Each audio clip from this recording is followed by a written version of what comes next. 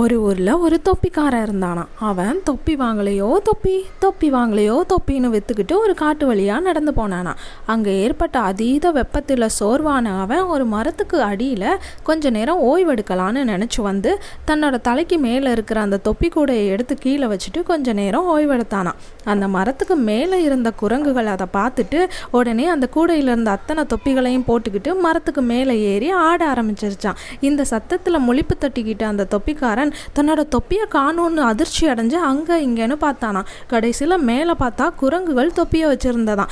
இப்போ இந்த குரங்குகள் கிட்ட இருந்து எப்படி தொப்பியை வாங்கலான்னு நினச்ச அவன் ஆடுனானா பாடுனானா கை தட்டி பார்த்தானா, எதுக்கும் குரங்குகள் மசியலையான். ஆனால் அவன் செஞ்சது எல்லாத்தையும் அந்த குரங்குகள் பதிலுக்கு செஞ்சுச்சான்.